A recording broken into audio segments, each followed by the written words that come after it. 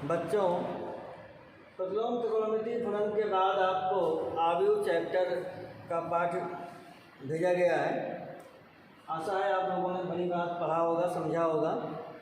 आव्यूह के बारे में आपको समझा रहे हैं। आव्यूह क्या है? mn राशियों या दी गई राशियों को कुछ पंक्तियों और स्तंभों में व्यवस्थित करने के बाद जो निकाय प्राप्त होता है उसको आव्यूह कहते हैं। यहाँ पर हमने मान लीजिए mn राशियाँ ले लिया है और इनको m पंक्तियों और n स्तंभों में व्यवस्थित किया गया है। बाएं से दाएं पंक्ति कहलाती हैं रो और ऊपर से नीचे ऊर्ध्वाधरता स्तंभ या कॉलम। ये आपको बोर्ड में एक आव्यूह दिखाई पड़ रही है, इसमें कि m पंक्तियां हैं और n स्तंभ हैं। तो इसमें कुल अवयवों की संख्या हो जाएगी, कुल अवयवों की संख्या यहाँ पर हो जाएगी m गुणे n। ठीक है। पंक्तियों की संख्या इस आव्यूह में, पंक्तियों की संख्या हो गई m, स्तंभों की संख्या यहाँ पर n है, कुल अवयव mn हो गए। अब आपको जैसे मान लीजिए हम दूसरा एग्जाम्पल दे रहे हैं।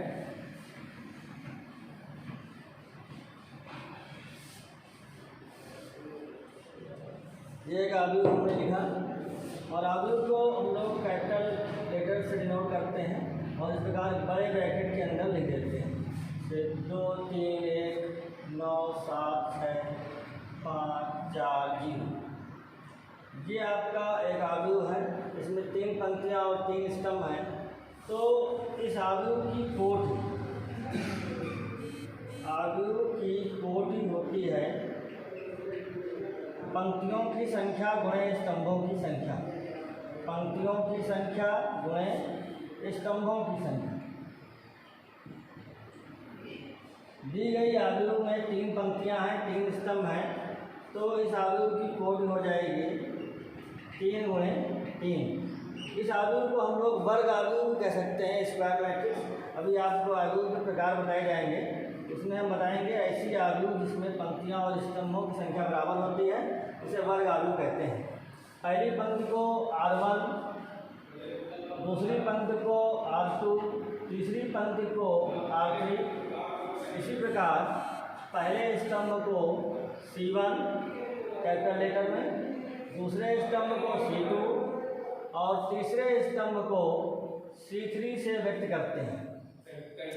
ये तो हो गया आपका पंक्तियाँ, स्तंभ और आव्यूह की कोटि। अब मान लीजिए इसमें आपको कोई अवयव ज्ञात करना है। अवयव को स्मॉल लेटर से डिनोट करते हैं। जैसे कहा गया A11 बताइए। अगर इस आव्यूह का A11 अवयव बताना है, इसका मतलब पहली पंक्ति के पहले स्तंभ का अवयव कौन सा होगा? पहली पंक्ति के पहले स्तंभ का अवयव 2। कहा गया A31 बताइए। A31 का मतलब हुआ तीसरी पंक्ति के पहले स्तंभ का अवयव, तो तीसरी पंक्ति के पहले स्तंभ का अवयव क्या हो गया? 5। इस प्रकार कोई भी अवयव हम ज्ञात कर सकते हैं। जैसे मान लीजिए हमको A33 ज्ञात करना है, तीसरी पंक्ति के तीसरे स्तंभ का अवयव क्या हो जाएगा? 0। तो आव्यूह की कोटि या क्रम, कोटि को क्रम भी कहते हैं। आव्यूह की कोटि या क्रम, order of the matrix equal to number of rows into number of columns, पंक्तियों की संख्या गुणे स्तंभों की संख्या। अवयवों को हम लोग स्मॉल लेटर से डिनोट करेंगे। जिस अवयव को पूछा गया है उसको हम इस प्रकार निकालेंगे जैसे बताया गया बोर्ड में। इसके बाद कुल अवयव यहाँ पे कितने हो जाएंगे? कुल अवयव हो जाएंगे 3 गुणे 3 गुणा कर देंगे 9 अवयव। तो ये आव्यूह के बारे में आपको जानकारी दी गई। इसके बाद आव्यूह के कुछ मुख्य प्रकार हैं, उनको आपको सीखना है। जैसे पहला आव्यूह है क्षैतिज आव्यूह, हॉरिजॉन्टल मैट्रिक्स। आव्यूह के प्रकार में पहला है क्षैतिज आव्यूह, हॉरिजॉन्टल मैट्रिक्स। ऐसा आव्यूह जिसमें पंक्तियों की संख्या कम होती है, स्तंभों की संख्या ज़्यादा होती है, उसे कहते हैं क्षैतिज आव्यूह। एग्जाम्पल के लिए हमने बोर्ड में लिखा है 2 3 1 5 9 7। यहाँ पर ये एक क्षैतिज आव्यूह है, इसकी कोटि हो जाएगी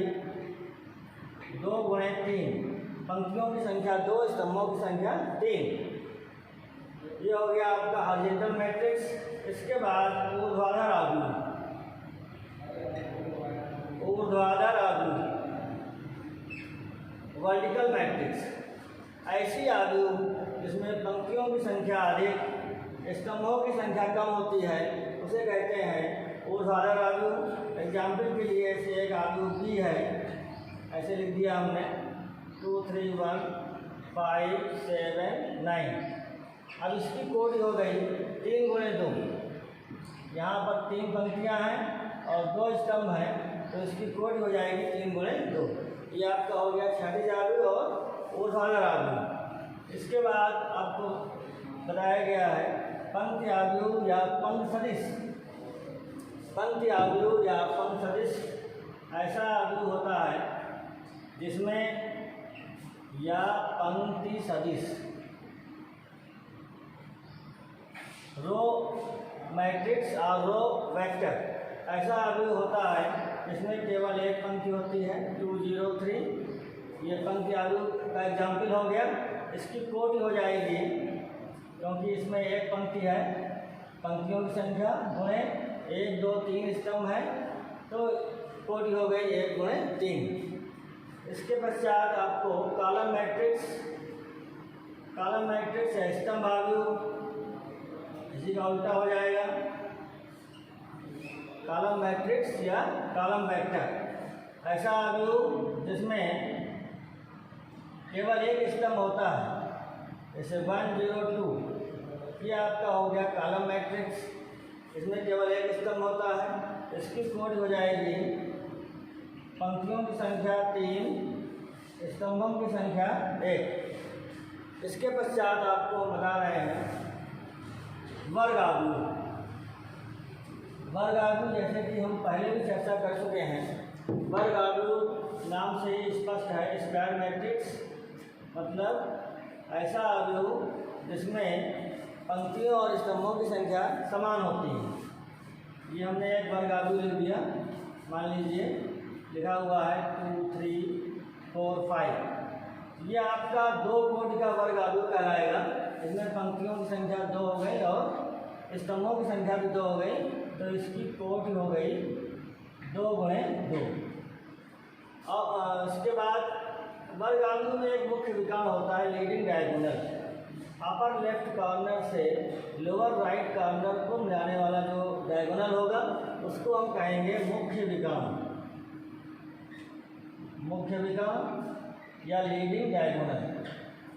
अब मान लीजिए 3 कोटि का वर्ग आव्यूह है, तो इस प्रकार से हो जाएगा 2 3 1 5 7 0 2 9 1। ये आपका 3 कोटि का वर्ग आव्यूह हो गया। यहाँ पंक्तियों की संख्या 3, स्तंभों की संख्या 3, कोटि हो जाएगी 3 गुणे 3। इसका मुख्य विकर्ण ये बन जाएगा आपका, मुख्य विकर्ण के अवयव हो गए 2 7 1। ये हो गई बच्चों वर्ग आव्यूह। अब इसके बाद आपको हम बताएंगे विकर्ण आव्यूह, अदिश आव्यूह और इकाई आव्यूह। विकर्ण आव्यूह, अदिश आव्यूह और इकाई आव्यूह ये तीनों वर्ग आव्यूह होते हैं और तीनों में बहुत मामूली सा अंतर होता है। विकर्ण आव्यूह या डायगोनल मैट्रिक्स ऐसी वर्ग आव्यूह है जिसके मुख्य विकर्ण के अवयवों को छोड़कर शेष सभी तत्व शून्य होते हैं, शेष सभी अवयव शून्य होते हैं और मुख्य विकर्ण के अवयव असमान होते हैं। जैसे आपको हम एग्जाम्पल दे रहे हैं 2 0 0 0 3 0 0 0 4। ये आपका विकर्ण आव्यूह का एग्जाम्पल हो गया। मुख्य विकर्ण के अवयव असमान है और शेष सभी तत्व शून्य है। इसके बाद इकाई आव्यूह। इकाई आव्यूह भी एक वर्ग आव्यूह है। इकाई आव्यूह या यूनिट मैट्रिक्स, यहाँ पे अंतर क्या आ गया, अगर हमें 3 कोटि का इकाई आव्यूह लिखना है तो इसको हम लोग I3 से भी व्यक्त करते हैं। I3 तीन कोड का इकाई आव्यूह है 100,010,001। मुख्य विकर्ण के अवयव इकाई होंगे, यूनिट होंगे और शेष सभी तत्व शून्य होंगे। ये आपका हो गया इकाई आव्यूह। इसके बाद आपको बताना है अदिश आव्यूह। ये हो गया आपका मुख्य विकर्ण। अब मुख्य विकर्ण वो अदिश आव्यूह में क्या होता है? अदिश आव्यूह भी एक वर्ग आव्यूह है जिसमें मुख्य विकर्ण के अवयव समान होते हैं और शेष सभी तत्व शून्य होते हैं। अदिश आव्यूह स्केलर मैट्रिक्स।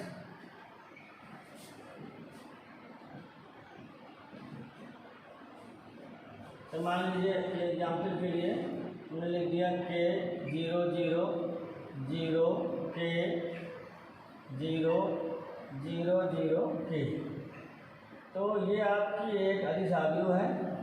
यहाँ पर मुख्य विकर्ण के अवयव समान हैं और के बराबर हैं और शेष सभी तत्व शून्य हैं। तो आप देख रहे हैं कि अदिश आव्यूह, विकर्ण आव्यूह और इकाई आव्यूह तीनों में एक समानता है, तीनों वर्ग आव्यूह हैं। केवल अंतर कहाँ पर है? मुख्य विकर्ण पर है। अदिश आव्यूह में मुख्य विकर्ण के अवयव समान होंगे, शेष सभी तत्व शून्य होंगे। इकाई आव्यूह में मुख्य विकर्ण के अवयव इकाई होंगे, एक एक होंगे, शेष सभी शून्य होंगे। और विकर्ण आव्यूह में मुख्य विकर्ण के अवयव असमान होंगे। इकाई आव्यूह अगर 2 कोड का है तो उसको हम I2 लिखते हैं 1001। अगर 3 कोड का है तो उसको I3 लिखेंगे 100,010,001। इसी प्रकार 4 कोड का है तो उसको हम I4 लिखेंगे। अब इसके पश्चात आप लोग को बताना है ऊपर त्रिभुजीय आव्यूह और निम्न त्रिभुजीय आव्यूह। ऊपर त्रिभुजीय आव्यूह अपर ट्रायंगुलर मैट्रिक्स क्या होती है? ऐसी वर्ग आव्यूह जिसमें मुख्य विकर्ण के नीचे के सभी तत्व या अवयव शून्य होते हैं, ऊपर त्रिभुजीय आव्यूह कहलाती है। एग्जाम्पल के लिए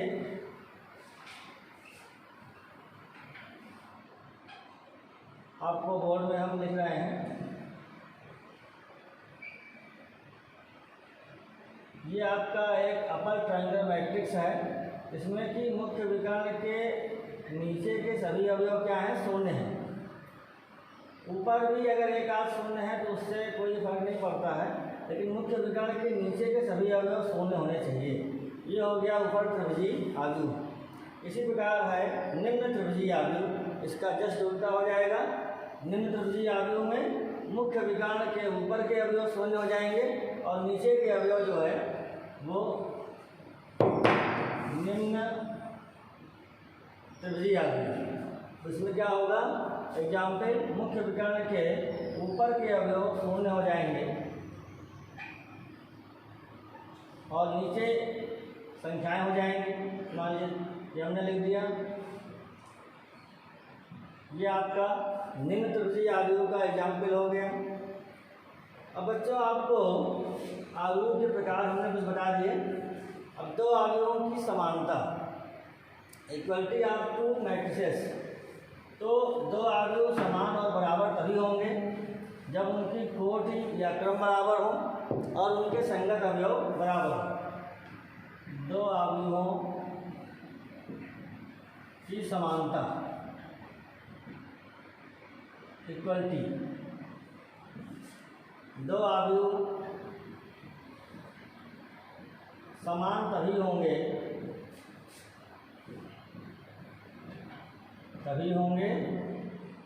नंबर 1 उनके क्रम या कोटि बराबर हो,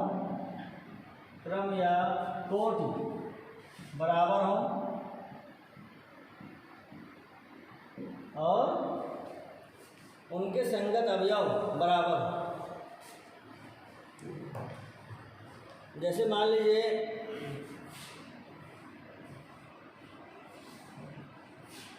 इससे क्वेश्चन बनता है, मान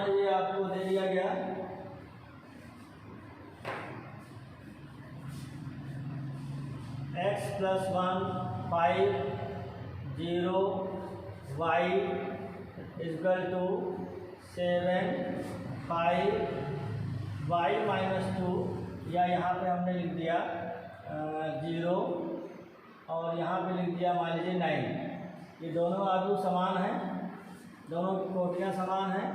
इस आलू की कोट LHS में 2 गुणे 2, RHS की आलू की कोट 2 गुणे 2। कहा गया x y के मान ज्ञात करिए। इसे संगत अर्थ में बराबर करेंगे x plus 1 equal to 7, then x की वैल्यू आ जाएगी 6 और y इक्वल टू 0। तो हल करके हमने x y के मान निकाल लिए। दो अवयवों की समानता के बाद आपको बताया जाएगा दो अवयवों का जोड़ना घटाना, दो अवयवों का गुणनफल। इसको हम आगे बताने जा रहे हैं। धन्यवाद।